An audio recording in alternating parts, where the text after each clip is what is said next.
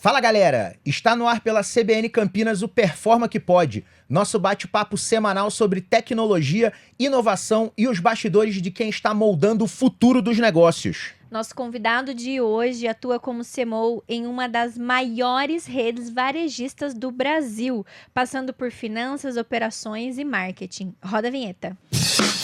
Performa que Pode na CBN tem o oferecimento de PagUtil, a evolução em pagamentos de tributos, e Performa IT, o futuro hoje. Fala galera, eu sou o Léo Tristão e eu estou junto com a minha grande amiga e diretora de marketing da Performa IT, Ana Marim, para mais um episódio do Performa que Pode na CBN Campinas. Este programa é um oferecimento da PagUtil e da Performa IT. Boa, Léo. Um prazer estar aqui hoje e a gente recebe o Júlio Alves. Ele é CMO do Carrefour e do Sam's Club. Júlio, seja muito bem-vindo ao Performa que Pode na CBN. Seja bem-vindo, Julião. Bom, pessoal, primeiro, obrigado pelo convite. Um prazer estar aqui com vocês, falar de tecnologia, inovação, falar de cliente é sempre um prazer. Muito legal. Pessoal que está ouvindo a gente aqui, prazerzaço. Espero que vocês gostem do episódio, que a gente possa ter boas conversas. Muito bom. Júlio, vamos lá. Na prática, como um cliente do Carrefour ou do Sam's Club hoje percebe inteligência artificial dentro de uma loja, se é que percebe? Esse é um ótimo ponto. A nossa ideia é que o cliente não perceba. Porque, na realidade, a inteligência artificial, no fim do dia, acho que grande... Né, primeiro, todos os lugares que a gente vai agora fala muito de inteligência artificial. A nossa crença ali no Carrefour e no grupo é muito que a inteligência artificial tem que diminuir e reduzir a fricção do cliente. Então, a inteligência artificial não deveria ser algo que o cliente vai notar. O que ele vai entender é uma redução da ruptura, uma experiência na frente de caixa mais fluida, um atrito. A gente estava falando um pouco sobre troca de etiqueta, precificação mais correta. A inteligência artificial ela deve ajudar a diminuir essa fricção e fazer com que o varejo se torne mais eficiente. Então, no fim do dia, Muito bom. quanto menos o cliente entender que tem uma inteligência artificial Rodando é melhor. Júlio, então já aproveita esse gancho, explica para os nossos ouvintes o que é a etiqueta eletrônica e se ela já existe aqui no Brasil. Boa, etiqueta eletrônica, pessoal, para quem não conhece, é uma etiqueta... excelente explicação, que eu vou falar que é uma etiqueta eletrônica. Fantástico. O óbvio precisa ser dito, é isso aí. O óbvio é importante ser dito, mas a brincadeira à parte, a etiqueta eletrônica, ela nada mais é que um layer que você hoje lê preço, ela é eletrônica e o preço é atualizado automaticamente.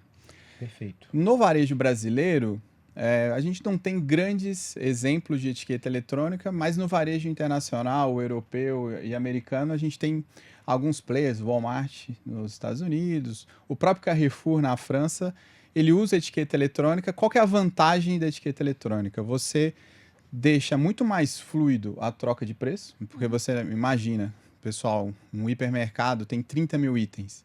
Imagina uma vez que você troca o preço desses itens, são 30 mil etiquetas novas que tem que trocar. Tem que ser impressas e manualmente o cara tem que ir lá na gôndola e mudar a etiqueta. Né? Muitas vezes destacar também a etiqueta, né? Porque é um processo de imprimir, manual, de processo destacar manual, e exato, colocar exato. lá. Atualiza o preço no sistema, gera uma etiqueta, né, que destaca a etiqueta, coloca no ponto de gôndola no local certo e pensa que você tem 30 mil itens vendendo. Então, necessariamente, o local do item pode alterar, porque é uma interação humana. Então, olha a quantidade de fricções que você vai criando no processo e de ineficiências.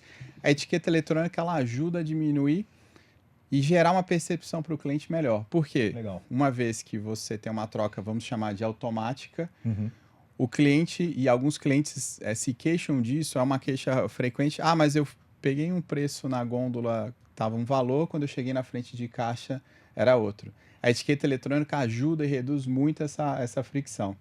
O grande desafio, né, da etiqueta eletrônica é o tema das antenas, né? Porque além de você ter a etiqueta, o label ali eletrônico, você tem que ter as antenas dentro da loja para permitir que você tenha a troca real time. Muito bom, porque se a gente for ver, Júlio, eu acho que do ponto de vista até de investimento, a etiqueta em si não vai ser um custo tão proibitivo, né? Agora, você preparar a loja inteira para uma cobertura eficiente, para fazer uma troca com precisão, cobrindo sem ponto cego e etc, etc, esse já é um desafio um pouco diferente, né?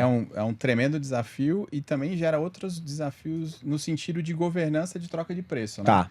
Porque imagina você abriu a loja, tem um cliente, começou a fazer a compra. 9 horas da manhã, você trocou o preço, teve alguma atualização do sistema, mudou o preço. E você está fazendo o shopping, né? Você está fazendo as Sim, compras na loja. sim. Aí você vai chegar na frente de caixa e falar, mas não era mais esse preço. Mas a etiqueta já alterou. Então, como que você garante uma governança? Como que eu volto lá para conferir qual era o preço? Aí você vai criar um atrito adicional com o cliente. Então, no fim do dia, volta um pouco na minha primeira resposta da inteligência artificial.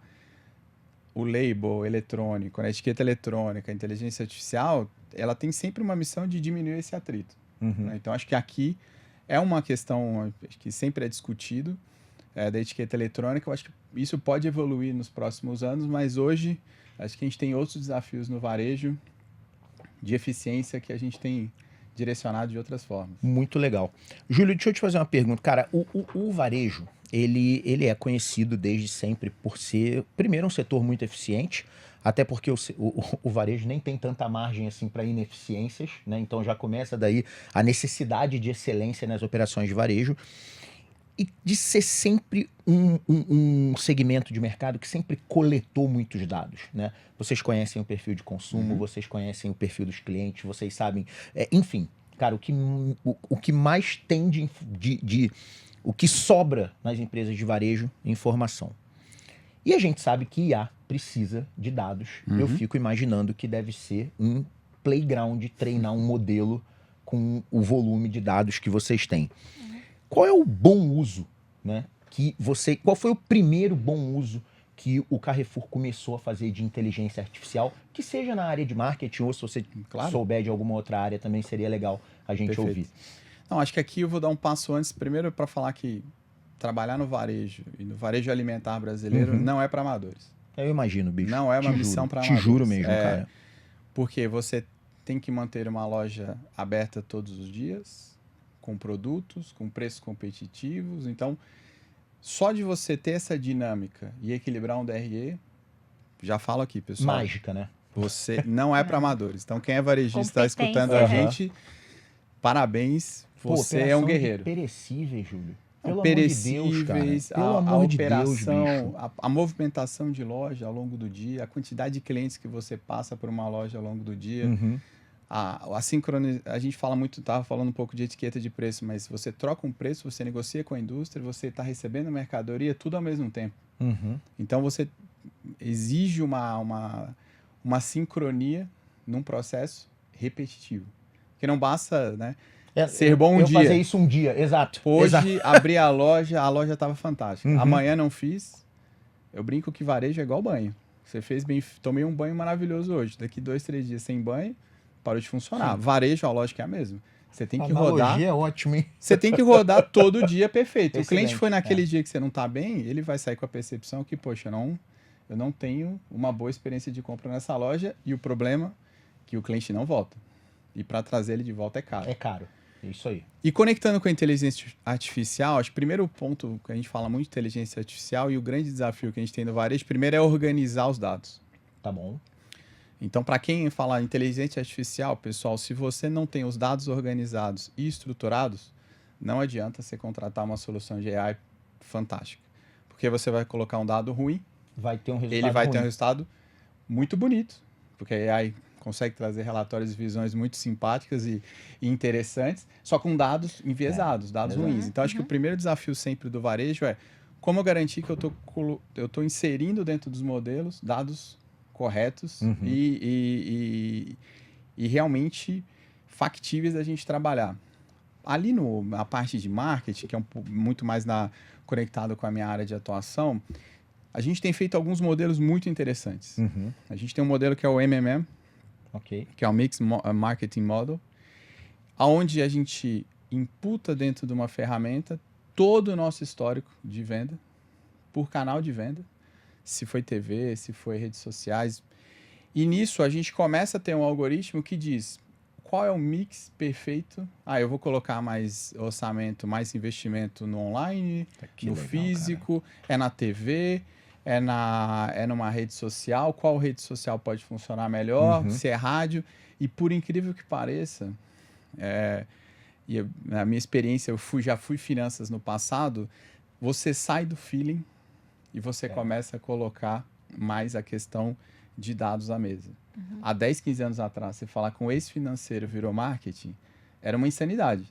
Eu estar aqui nessa mesa 10, 15 anos atrás... Pô, não ia rolar, né? Não ia, porque a pessoa olhava para mim e falava assim, pô, mas você é finanças, o que você está fazendo em marketing? Hoje, a cadeira do marketing mudou muito. Quando Talvez seja o departamento hoje mais data-driven. Total. Né? Perdão, pessoal, quando a gente fala data-driven, é orientado a dados. Que trabalha puramente orientado a dados, talvez hoje o marketing seja o top 1 de qualquer companhia. Por quê? Você tem a visão do cliente, você tem dados de venda, você tem dados que consegue tangibilizar. Óbvio, pessoal, não estou dizendo que o marketing não pode perder a via de criatividade, de inovação, de pensar soluções fora da caixa. Mas hoje, várias discussões que eu levo no comitê executivo, eu levo baseado em dados. E a AI consegue rebater, né? Porque aí você... Poxa, eu sento e discuto assim, olha, eu rodei um modelo, vamos testar?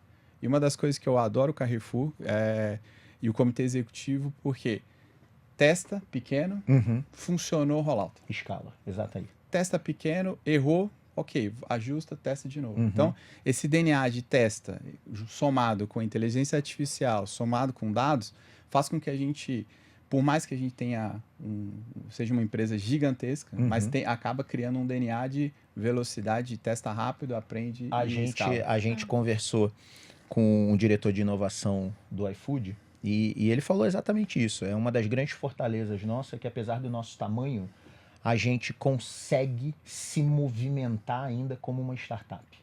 De fazer testes muito rápido, a analogia que ele faz do transatlântico, soltando os jet skis para fazer os testes e saber o que vai funcionar e o que a gente vai escalar e rolar o tal. O papo foi muito legal e tocou muito isso aí. Ô, Júlio, mas quando você fala assim, eu testo rápido, quais são as praças que são boas de testes para você? Porque o Brasil são vários países em um, né? Muito complexo.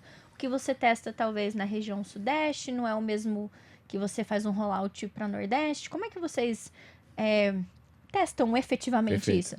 Não, o teste que nós fazemos, a gente fala, né, explicando um pouco, falar um pouco do Grupo Carrefour. Então, o Grupo Carrefour hoje é uma soma de várias bandeiras. A gente tem o Atacadão, que hoje é 72% do negócio. Nós temos o Carrefour e nós temos o Sans Club.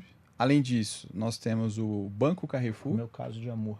O Sans? Não, o Sans é o meu caso de amor, sem brincadeira, cara. Quem não é sócio do Sans pode virar sócio, a gente depois faz um cupom especial. Mas legal, hein, Mária? Anota pra gente colocar na legenda do episódio. Não, mas isso... Canal de aquisição. Não, mas tá falando sério, a gente pode fazer legal, isso mesmo, tá? Top. Já faz um cupom aqui, a gente pode bolar alguma coisa nesse sentido. Além disso, eu estava falando um pouco do grupo, do Banco Carrefour. Além disso, nós temos as drogarias, nós temos postos. Então, assim, é um ecossistema muito grande. Então, eu gosto muito da fala do Pablo Lourenço, que é o nosso CEO Latam. Ele fala, temos 1.000 laboratórios. Nós temos mais de 1.000 lojas hoje. Caraca, então, legal, meu. a gente pode testar. E como que nós fazemos isso? A gente usa muitos dados do CRM e os dados de perfil de cliente que nós temos. Então, lojas que a gente escolhe. Quer identificar uma dor do cliente. A gente identifica pelo NPS, que é a nossa pesquisa, que todos os nossos clientes que vão na loja respondem e podem ter certeza, todos os NPS que são respondidos, que o cliente envia, a gente responde o cliente ou o sócio, no caso do Sans. Então, a gente tira muito dessa análise do teste, muito desse feedback. Há lojas que estão com dificuldade ou lojas que estão com feedback muito negativo. Nós usamos essa base, somado com indicadores de frequência ou algum indicador de alguma categoria específica. Então, a gente tem tentado e evoluído de tirar o feeling e colocar mais estatística, um pouco mais de dados para a gente trazer uma discussão, porque depois a grande questão é, quando você rollouta, se você não trabalhou certo essa amostra de teste, você rollouta, funcionou na amostra, mas não funciona no todos. Né? Pô, sensacional. Eu vou pegar esse seu gancho que você falou, dados de farmácia, combustível e alimentação. Acho que isso é um perfil de consumo mais completo que você pode ter do seu cliente. Como que você está vocês, né? Eu digo tanto o Carrefour como o Sam's Club. Como vocês estão monetizando esse ativo? A gente consegue entender esse perfil do cliente e não só a questão de monetizar para a indústria de venda no sentido de monetizar os dados, mas o que eu acho que mais gera valor, entender o perfil do cliente, mudar e melhorar o perfil de compra nosso, pois se eu diminuo o perfil, melhoro o perfil de compra, eu diminuo a ruptura, atendo melhor esse cliente e estou mais antenado de inovação, porque esse Muito cliente bom. clama por inovação. Né? Muito bom. Galera, a gente vai fazer uma pausa rápida, mas segura aí que o papo continua logo após o intervalo. Valeu! Performa que pode na CBN tem o oferecimento de Pague Útil, a evolução em pagamentos de tributos e Performa IT, o futuro hoje. Estamos de volta com o Performa que Pode na CBN Campinas e hoje recebendo o Júlio Alves, CMO do Carrefour e do Sam's Club. Júlio, vamos lá, queria te fazer uma pergunta. Formação em Química, passou por Finanças... Operações. Conta um pouquinho dessa Chegou evolução. em marketing. Como que se transformou neste grande CMO? Olha, posso te explicar que eu sou curioso, né? Eu gosto de... Característica de pessoas inteligentes, cara, sério. Não sei, isso com Não, mas eu acho que em linhas gerais, assim, primeiro, brincadeiras à parte, mas acho que a questão da curiosidade, eu sempre quis explorar coisas novas. Na verdade, eu comecei com química, eu queria entender como que as coisas funcionam, coisas de adolescente, mas para mim trouxe uma visão e para mim a química foi muito interessante porque me trouxe uma resiliência. Fazer química, eu tive física quântica na época da faculdade, e entrar na química é fácil, sair é bem difícil. Eu me formei com 5 pessoas, né? Entrou 40, formaram 5 pessoas na minha turma. Pô, tá pior que engenharia, meu. Ela exige muito, mas te dá uma resiliência e para mim, pessoal, acho que às vezes, eu sei que tem muita gente jovem assistindo, a faculdade, ela te cria, não necessariamente, mas eu fiz química, agora estou fazendo marketing, porque a faculdade, ela cria a metodologia, ela te ensina a aprender. Ensina a aprender, exatamente, perfeito. Ensina a aprender. Depois, você vai guiando a sua vida da forma que você entende, porque a vida vai te colocando desafios e tudo depende da forma que você encara. E eu tive muita sorte de ter muitos líderes ao longo da minha carreira que me instigaram a ir além. Então, para mim, minha primeira experiência foi em finanças e, óbvio, que eu conseguia fazer, era bem a parte ali de finanças, a parte de matemática, então me dei bem com finanças. Sim. E finanças, para mim, me trouxe uma bagagem muito bacana de ver o 360 da empresa. Você consegue entender operação, entender comercial, você consegue entender a interação e como uma empresa funciona. Só que chegou um momento que eu falei, poxa, eu quero sair do backstage de finanças, eu quero ir para a área de negócio. E a área de negócio é outra coisa. Por que eu acho que a área de negócio é uma coisa incrível? Porque você vê a sua tomada de decisão dando resultado. E quando você já tem o background de finanças, você consegue transitar dentro da organização de forma muito mais fácil. Por quê? Tudo passa por finanças. Então, quando eu vou fazer um business plan, quando eu passei por operações de eficiência operacional, eu já pensava e falava, olha, eu vou mostrar, eu quero fazer dessa forma porque eu estou imaginando que vai mexer aqui, aqui, aqui dentro do RE. Então, isso me ajudou muito no fluxo, na aprovação dos projetos e como eu estruturo as coisas dessa forma. E para mim, o marketing, ele vem com papel agora, e eu acho uma área espetacular, porque quando eu falei em finanças, você tem o 360 da empresa, o marketing tem a capacidade de ver o 360 do cliente. E muitas vezes, você precisa provocar a organização, porque a organização, muitas vezes, ela se organiza em departamentos. Sim. Ela não pensa no cliente. Pô, silos. A gente fala muito no Carrefour sobre silos. Então, como quebrá-los, né? Como você quebra? Como você se organiza para atender o cliente? E não o cliente se adaptar ao que a estrutura aos seus departamentos, Exato. né? A gente não pensa... Você não pensa o departamento de têxtil, o departamento de bazar. Você pensa casa, você pensa móveis de interior, móveis de exterior. Então, isso parece óbvio, mas quando você traz para dentro de casa e você começa a ter as discussões, é uma engenharia que você, como marketing, consegue ajudar a empresa a trazer esse feedback do cliente para dentro e reorganizar a estratégia, como os departamentos são organizados. Então, tudo isso gera...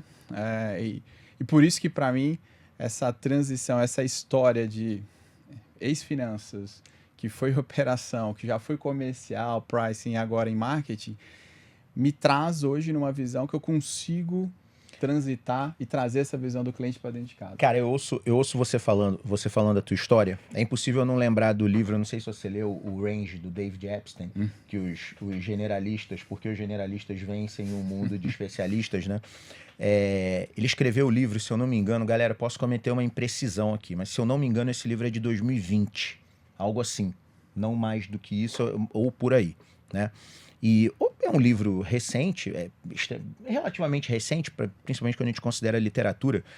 Cara, e como ele está extremamente atual hoje. Porque olha como eu vejo exatamente uma trajetória como a tua, né?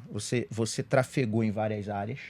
Então, vamos lá, sua área de concentração inicial talvez tenha sido finanças, ou seja, a sua primeira torre de especialização tenha sido finanças, mas você depois foi para operações, foi para exatamente, então você desenvolveu uma amplitude muito grande, né? Ótimo.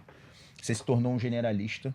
Muitas vezes agora a gente vem usando muito o termo também nexialista, né? Que é as pessoas que vão conseguindo fazer conexões, né? entre problemas.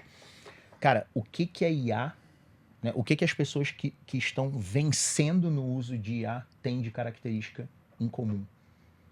Todos são generalistas. Eu só não falo 100%, porque deve ter os que desafiam a regra, né? As exceções que confirmam a regra, né? E como você fazer conexões e você conhecer muito da empresa, você conhecer muito de um negócio, te gera um contexto perfeito, diferente do contexto que o especialista tem. E aí, esse cara que tem o contexto, fazendo as conexões com os especialistas, cara, tá gerando um ativo muito poderoso dentro das companhias, que é o que eu tô chamando de arquiteto de contexto. Eu preciso pensar num termo um pouco melhor para isso, né? Mas isso tá legal. Mas essas pessoas vão liderar as empresas do futuro. Né? Isso é uma aposta que eu tô fazendo, porque esse arquiteto de contexto é exatamente o cara que vai ensinar a organização a aprender. Né? Antes a gente falava que os status da liderança, a gente até falamos rapidamente sobre isso no papo que a gente bateu em um episódio com o Santoro lá da Grimaldi, né? Que a gente fala os status da liderança, né? Que você fala, primeiro você se lidera, depois você começa a liderar pequenas equipes, depois você lidera uma organização, depois você lidera líderes e depois você lidera uma organização. Normalmente a escadinha é essa, né? Eu tô achando que até essa escadinha da liderança vai mudar. Ainda não tenho a minha opinião 100% formada, mas para mim agora a gente vai ter as pessoas que organizam o próprio contexto, depois as que conseguem organizar contextos de departamentos, depois as que conseguem organizar contextos de liderança e os contextos organizacionais. Vai ensinar a empresa a aprender. Perfeito. E para mim, assim, e para mim tem uma coisa que na era da AI, ser humano vai ser uma diferenciação. É o básico, né, gente?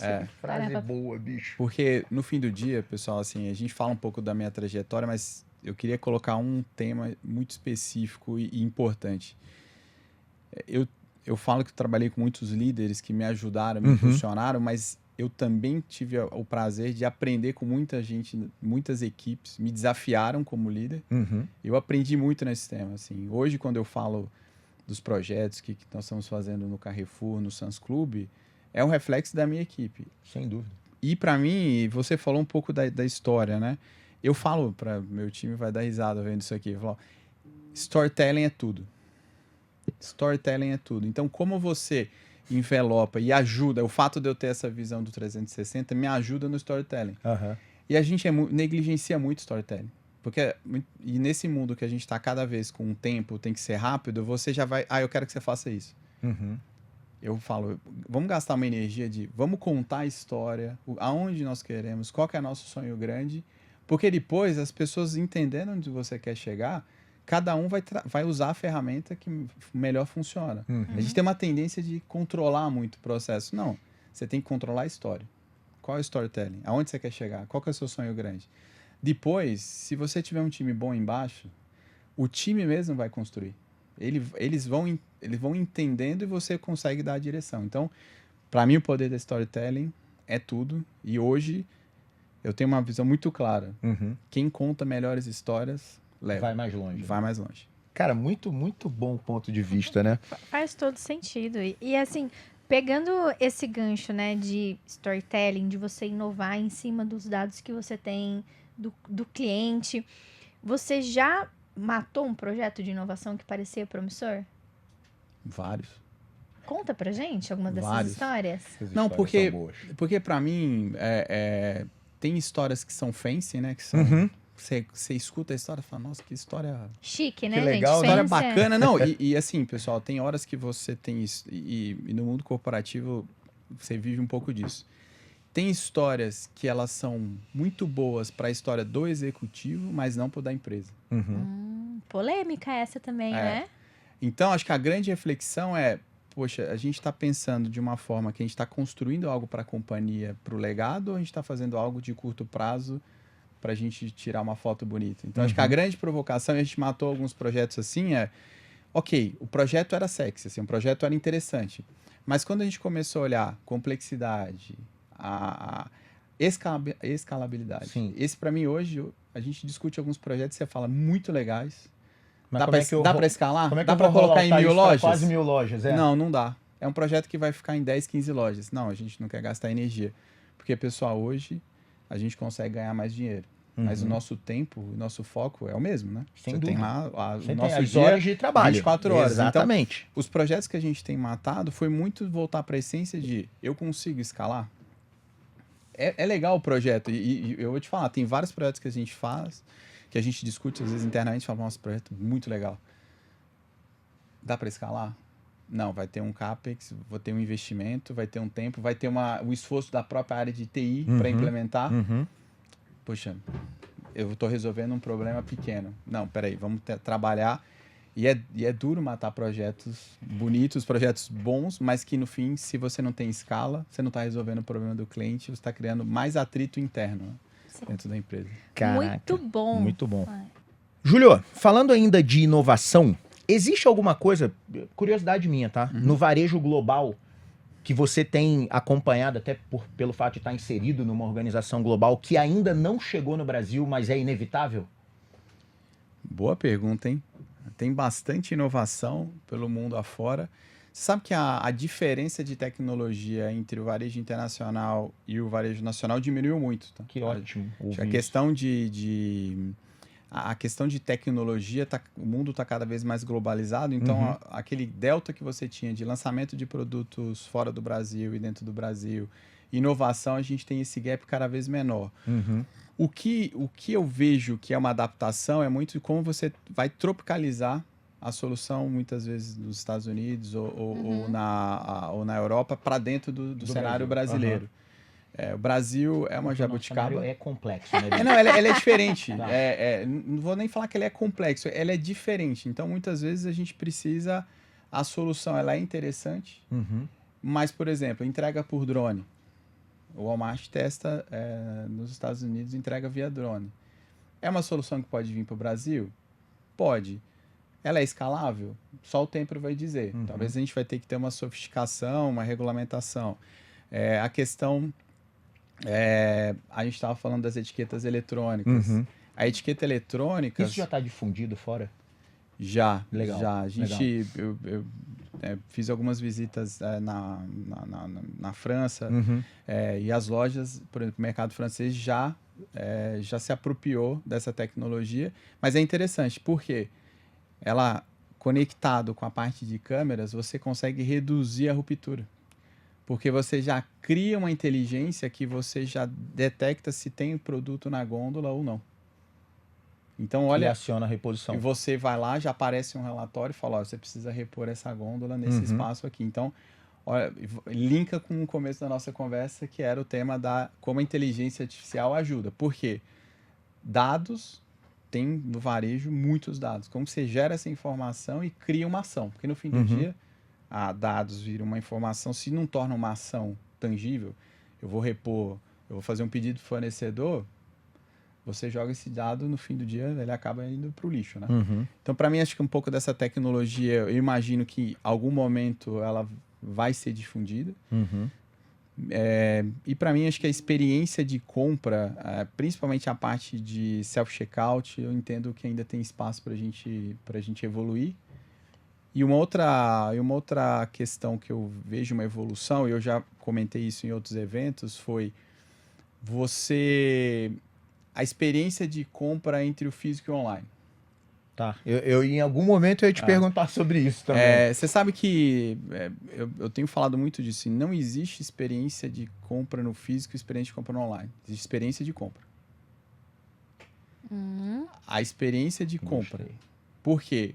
Se você começa a tratar o canal online como um concorrente da loja física, o canal online nunca vai decolar. No fim do dia, é como você cria pontos de contato com esse cliente e você integra uma jornada. Por quê? Se é last mile, se é um e-commerce, se é uma loja física, se você olha isso como um ecossistema, olha o tamanho, o poder que você tem de criar mais pontos de contato para esse cliente.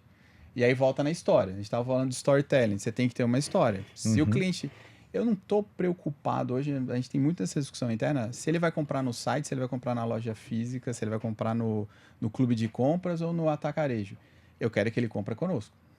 E como a gente pode atender, e tem clientes para todo mundo. Tem momentos de compra para todo cliente. Então, acho que o tema é, e eu vejo essa evolução fora do país, e aqui eu vejo essa evolução acontecendo também, que é, cara, não existe canal online e canal físico. O varejo, para mim, vai ser uma experiência de compra do varejista. Júlio, e falando de organização global, é mais difícil do que parece inovar numa organização global? Não é tão difícil? Ana, para mim, acho que a primeira questão que a gente tem que botar, né, eu falo colocar a bola no chão, assim, o que a gente chama de inovar, tá? Eu acho que eu vou arriscar dizer que é mais fácil, porque qual que é a vantagem de uma organização global? Você tem acesso a pessoas e informações do mundo inteiro. Então, você tem benchmarks e networks, assim, poderosíssimos. Assim. Então, se você for curioso e você tiver contato com outros países, você consegue olhar e falar, poxa, mas vocês testaram isso aqui, funcionou? Peraí, eu quero trazer.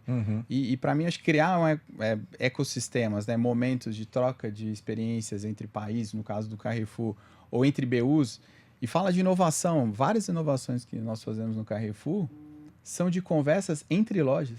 A gente pega a loja que é top, ela fala com a loja que é flop em qualquer indicador. Aí a gente descobre que aquela loja que é top faz um negócio que só ela fazia. Aí fala, não, vamos padronizar e vamos colocar isso para todas as lojas. Então, a inovação, a gente fala assim, vamos colocar uma inteligência artificial que vai repor a mercadoria sozinha. Não é por aí. Quando a gente fala de inovação, não necessariamente é ciência de foguete, né? Isso daí é mal barato, né? Você tá vendo um papo entre duas lojas. Pô, mas por que essa aqui tá performando tão bem e essa aqui não? Pô, vamos perguntar. O que vocês estão fazendo nessa? Eu tô fazendo isso.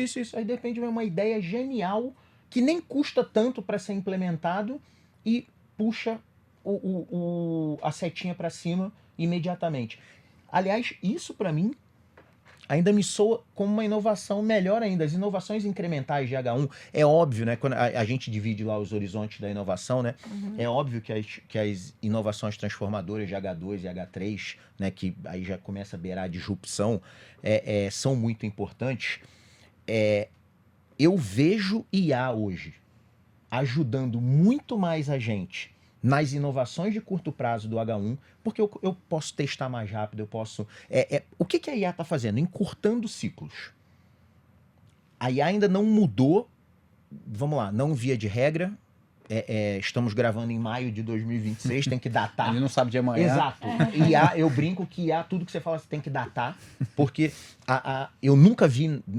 Vamos lá, eu tenho 30 anos de tecnologia, eu nunca vi nada evoluir tão rápido quanto a IA, quanto os diferentes campos da IA vêm evoluindo, né? Em termos de ferramenta. né? Quando a gente olha para a base da IA, já é um papo mais técnico, a gente já não tem mais muito para onde ir em LLMs, as pesquisas já estão quase todas concluídas, mas isso dá um episódio só para falar disso, né? Mas voltando ao que eu estava falando, eu vejo muito mais a IA ajudando a gente a encurtar esses ciclos de testes, né? Tornando tudo mais acelerado, que a gente vai, quem fizer bom uso de IA vai começar a justamente pegar essas inovações de H1 que são replicáveis, são baratas e mexem no ponteiro rapidamente. Porque isso vai começar a deixar dinheiro no caixa e aí vai todo mundo falar, pô, peraí, a gente tem que usar mais isso aqui. Né? E tava até naquela história que você estava contando, que eu acho que vale a pena a gente, do pessoal tem vergonha de... Fez isso com IA? Não, isso aqui foi uma análise que eu fiz realmente, me debrucei sobre isso aqui 2 dias, você ficou olhando pro canal. Ou o contrário, não, isso aqui eu fiz IA. E aí fala com muito orgulho que foi a IA que fez, né? Conta pros nossos ouvintes. Foi a IA que fez, é ótimo, né, cara? É a IA que fez. Não, acho que a grande provocação aqui tem uma dicotomia aqui na AI, né? Primeiro que parece que você falar que você usou AI para fazer algo é um demérito. Eu fiz uma análise, demorei 2 dias. Tá, mas a AI pode fazer em 10 minutos. Tá, você é mais ou menos inteligente porque você usou uma AI para fazer em 10 minutos. O tema para mim, que aí eu acho que a grande questão que a gente tem que entender bem é assim, você tem que entender do negócio, porque não necessariamente porque a AI está dizendo que aquilo é bom, você tem que ter discernimento de olhar e falar, peraí. Contexto de análise. O contexto, isso aqui não está fazendo sentido. Só que a AI consegue te dar escala. E eu estava contando um pouco uma história que eu queria compartilhar aqui. E eu trouxe isso. Evento, né, eu escutei no evento e foi muito bacana, né? A gente tem o processo no passado de arar uma terra, você tinha você colocava um boi, um cavalo, e você tinha um arado que era manual. Exatamente. Você terminou de arar a terra, você falava quem arou a terra. Você pergunta quem arou a terra? Você fala, eu arei a terra. Fantástico. Passou lá 30, 50 anos, né? Veio o trator. Você arou a terra com um trator, né? Colocou um arado, você arou a terra. Você sai do trator, quem arou a terra? Eu acabei de arar, fui eu Perfeito. que arei a terra. Então, por que quando a gente usa uma AI para fazer uma análise, a gente fala que a AI fez a análise? A analogia é ótima. Você chega com um relatório e fala assim, não, foi o Excel que fez. Não, fui eu quem fiz. O Excel foi só ferramenta. Mas olha a inversão de valores que a gente... E a AI está trazendo. Você reconhece o esforço da análise. Para mim, o esforço da análise não me gera valor. Para mim, o insight da análise que gera valor. Só que a inteligência artificial, ela te ajuda a trabalhar uma massa de dados muito maior e trazer insights de forma muito mais estruturada. Aí cabe a você, a sua experiência, o analítico, de olhar e falar, opa, peraí, isso aqui eu posso tomar decisões com base nisso. Então, a tomada de decisão, que era muito mais longa, porque você precisava de muito mais tempo para processar essa base, hoje, sabendo fazer um bom prompt e conversar, e é uma conversa, é uma evolução. Você consegue trazer uma decisão muito mais rápida e muito mais embasada. Então, mas é um ajuste de rota importante. Mas você vê como tem um pouco de relação com o que eu falei da gente conseguir encurtar o ciclo de execução e teste e, na verdade, me sobra mais tempo para fazer uma análise de qualidade no que saiu de resultado. Porque antes eu gastava, por exemplo, eu tenho uma reunião daqui a 2 horas. Então eu levava 1h30 preparando material e meia hora revisando antes da reunião. Pô, olha que maravilha eu agora poder preparar o material em meia hora, ter 1 hora para analisar o documento e ainda sobrar mais meia horinha para fazer algum ajuste.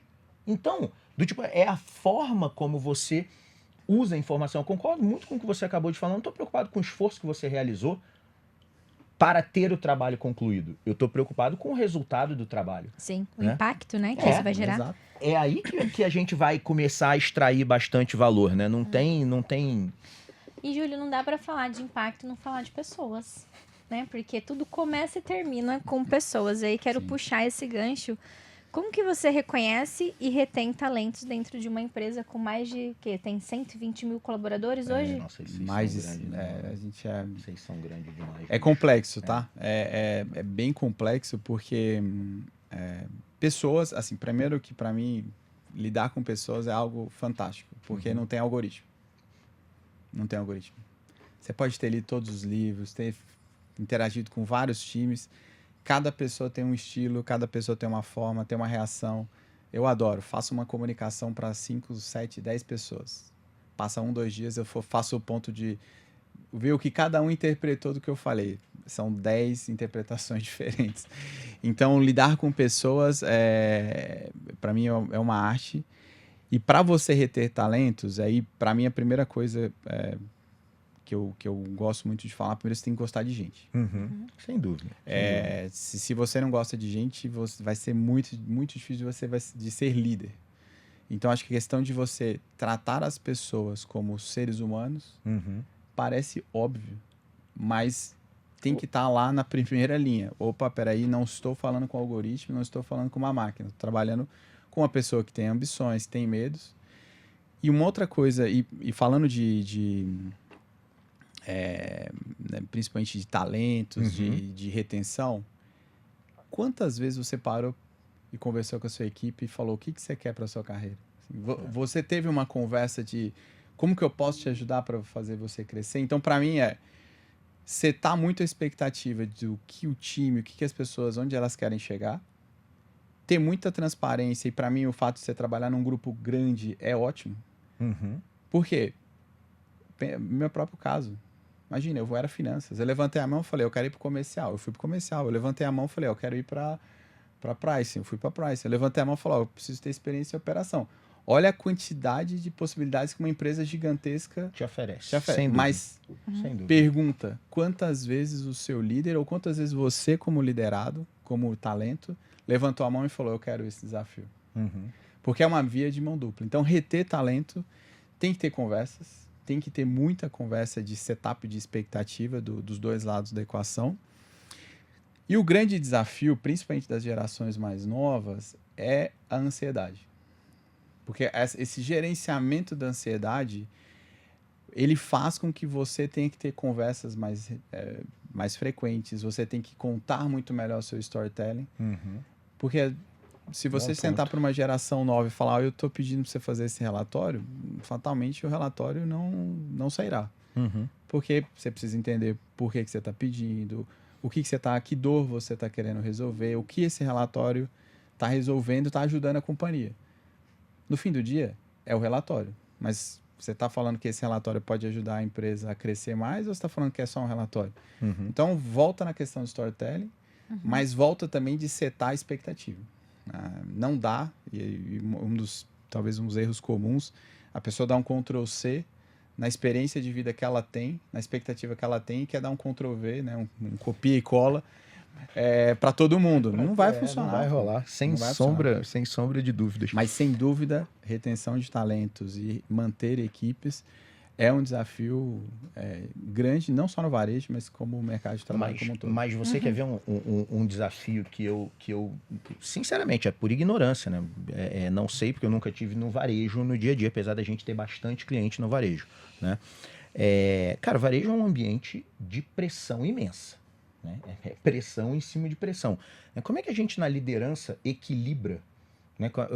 O que dessa pressão a gente vai deixar passar para o time e o que a gente vai segurar para ir gerenciando as expectativas? Porque se você virar um proxy, né, que pega e desce todas as pancadas para baixo, você vai esfarelar seu time. E aí você não tá fazendo o seu papel de líder também, né? Você vai esfarelar seu time, não tem jeito. Cara, como é que a gente equilibra isso, né? O que eu jogo pro time, o que eu seguro e vou administrando, porque eu entendo que as pressões do negócio também não aparecem, porque ninguém acorda falando assim, deixa eu ver como é que eu vou pressionar o Léo hoje. Não, é a dinâmica do trabalho, né? Cara, eu acho isso, no nosso caso, já difícil de administrar, né, o que eu passo para a equipe. Cara, no varejo eu falo, não sei como é que a gente equilibraria isso. Mas, Léo, para mim, acho que eu sempre gosto de dar um passo antes, né? Porque se você vive na pressão, alguma coisa na sua, tá errado, na sua né? rotina você precisa revisar, entendeu? Então, se você viver na urgência, o seu planejamento precisa melhorar. E eu digo planejamento de empresa, geral, né? individual seu. Então, para mim, eu sempre... vivi todo tipo de pressão e eu falo que quanto mais alto você chega na hierarquia, mais você tem que aprender a administrar e fazer esse filtro, mas para mim acho que a reflexão do líder peraí, eu estou vivendo muito na urgência. O que falta de alinhamento estratégico, de networking, de conectar para eu antecipar e começar a resolver o problema antes dele virar um problema. Uhum. Porque tem gente que gosta de viver na urgência. Inclusive é uma metodologia de gerenciamento, né? Você instaura o caos e vai administrando o caos. E você está sempre no caos. Mas não é sustentável isso a longo prazo, não é? Depende. Funciona por um período, mas a longo prazo, o rastro de sangue que você vai ter no meio do caminho não compensa. Mas a reflexão no fim do dia, aí sim, o papel do bom líder é exatamente você entender, eu não sou um solucionador de problema. É isso aí. Porque se você entrar nessa linha, eu sou um solucionador de problemas, sua vida vira um inferno. Sim, porque vão direcionar problemas então, pra você. Mas esse exercício é bacana. Converse com as equipes e pergunta qual é a missão de cada um. A pessoa que soluciona o problema, você precisa ajudar ela a entender que ela, na realidade, ela é um solucionador, mas não do problema, de gerar valor. Resolver o problema está tapando o buraco, mas por que criou esse buraco?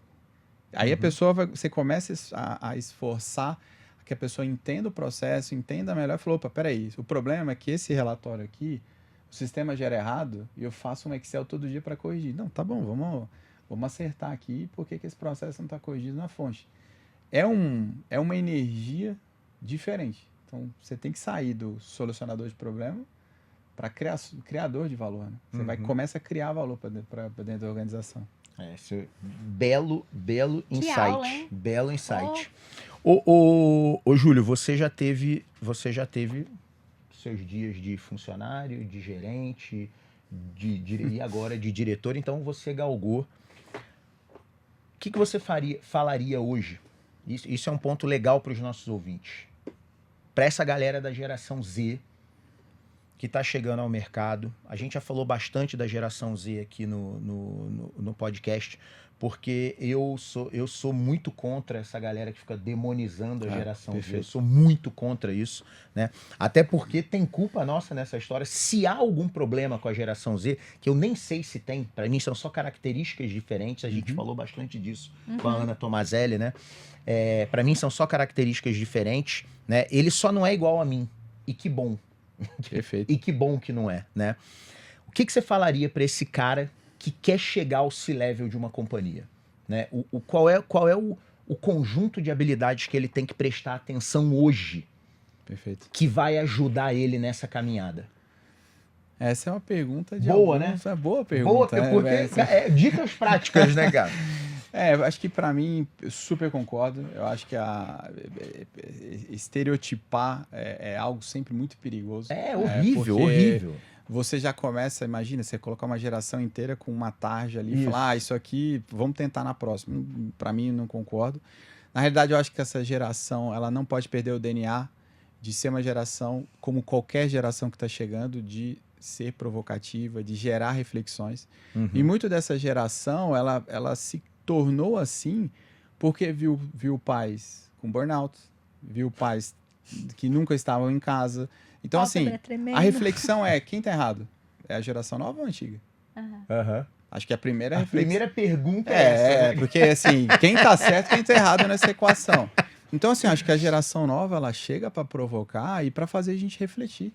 E ela fala, peraí, será que isso está sustentável? Será que isso a gente falou de perpetuar negócio, de perpetuar a liderança. Será que a gente está indo pelo bom caminho? E para mim, essa geração nova tem que trazer esse DNA. O grande desafio, pessoal, e aí eu vou falar uma frase para essa geração nova, que é resiliência. Para você chegar dentro do mundo corporativo e crescer, né? Eu escutei uma frase outro dia sensacional, né? Que a arte de engolir sapo. E você vai engolir o sapo, o quanto mais natural e mais você lida com naturalidade e não se perde no caminho, você vai chegar lá. Então você tem que ser resiliente e você tem que ter clareza do que você quer. Porque a jornada é longa, ela é dura, E se você realmente quer, eu quero ser C-Level, fantástico. Você vai ter uma trilha e você vai aprender nesse caminho. Mas o ponto vai ter que ter resiliência. Você vai aprender a frustração, lidar com frustração. Isso é importante, lidar com frustração. E, pessoal, faz parte do jogo. Tem dias bons, dias ruins, mas eu, por exemplo, tenho muito claro onde eu quero chegar. Então, isso para a geração nova você realmente quer chegar numa posição de C-Level, você quer abrir o seu próprio negócio. Ok, fantástico. O tema não vai ser um algoritmo, às vezes pode até ser um algoritmo, mas não vai ser algo que você fiz segunda-feira e sexta-feira vai estar pronto. Porque a gente faz a brincadeira, né? A gestação são 9 meses. Você pode fazer o que você quiser, são 9 meses. Então, tem coisas no mundo corporativo que a vida também nos ensina que tudo demora tempo. O Júlio de hoje não é o Júlio de 10 anos atrás e, quiçá, não é nem perto do Júlio de 30 anos atrás. Sem dúvida. Se eu, há 30 anos atrás, sentasse nessa cadeira, fatalmente eu estaria... não conseguiria lidar com as pressões do dia a dia. Hoje, já encaro com naturalidade. Você falou uma coisa que é bem bacana de mencionar assim, não adianta eu pegar 9 mulheres e querer fazer um bebê em um mês. Não dá.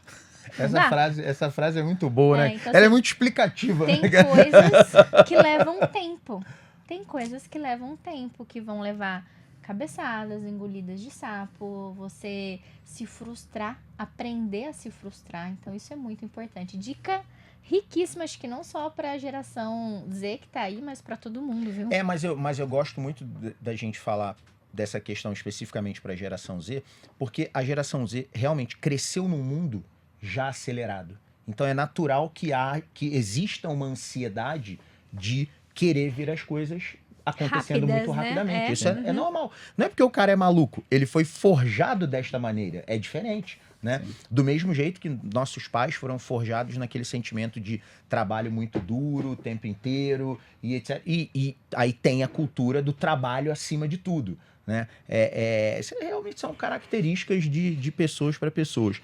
E, Júlio, quem são seus ídolos? Legal. Caramba, quem são meus ídolos? Pode ser dentro ou fora do varejo. Tenho um ídolo. Por exemplo, eu tenho um ídolo, Jack Welch. Lendário CEO da GE, cara. Toda vez que eu leio o livro dele, a biografia, o Paixão por Vencer, eu acho que eu já li 5 vezes cada um. Né? Toda vez que eu leio, eu falo, cara, mas como é que esse cara pensou nisso? Esse cara é genial. Então, eu tenho alguns ídolos, né? Bill Gates, Steve Jobs. O Bill Gates eu acho que era um cara que eu, inclusive, tietaria. Sabe o chato de ver na rua e falar assim, por favor, posso tirar uma foto com você? Ele eu acho que eu tietaria. Me dá umas dicas. Né? Sabe, do tipo, ele eu seria chato, se eu encontro, né? Por isso que quem são seus ídolos, né? Não, eu tenho alguns. Acho que pra mim, um exemplo que eu tenho de ídolo, pena que a geração nova não vai conhecer tanto, mas que é o Senna. E para mim o Senna e o segundo é o Cristiano Ronaldo. E os dois, para mim, têm características muito parecidas. Eles são, né? O Cristiano Ronaldo eles têm um DNA de não desistir nunca. Não necessariamente são os melhores. É uma máquina, né, cara? Ele para mim, é um dos caras mais focados que eu conheço em qualquer... Para mim, a leitura do Cristiano Ronaldo, eu vejo um Cristiano Ronaldo e um Messi. O Messi é um cara que tem um talento. O Cristiano Ronaldo, óbvio, falar que o Cristiano Ronaldo tem um talento é uma heresia, mas ele tem um talento, mas a capacidade que ele tem de treinar, de foco, de maximizar, ele coloca o nível de performance dele muito acima. O Senna, ele era absurdo, porque o cara, além do talento, mas ele treinava, ele ia no limite, ele sempre estava testando a regra, indo... E para mim, assim, por que eu tenho esses dois como exemplo? Eu não sou mais inteligente e eu não sou mais esperto da turma. Mas quando fala de esforço, cara, ninguém vai discutir quem vai esforçar mais. Esforço e disciplina, né? Esforço e disciplina, entendeu? Eu tenho um pessoal que fala que acordar 5 horas da manhã para fazer academia, o pessoal tem um problema. Eu tô nesse grupo das 5 da manhã, entendeu? Eu tô no grupo do problema. Se isso é um problema, já vamos aqui, vamos ter que conversar, fazer uma terapia. Mas acho que o Senna, o Cristiano Ronaldo ensina muito, a gente estava falando dessa nova geração, da capacidade de você, resiliência, de você todo dia um pouco e ter foco, você pode ir muito mais longe. Porque a gente tem uma tendência do atalho. Ah, você tem talento. Não é talento. É acordar todo dia, dar o seu melhor. Então, para mim, acho que por isso que eu gosto desses dois, porque eu acho que às vezes a gente usa o termo talento meio banal, assim. Ah, a pessoa tem talento. Parece que a pessoa não se esforçou. Não.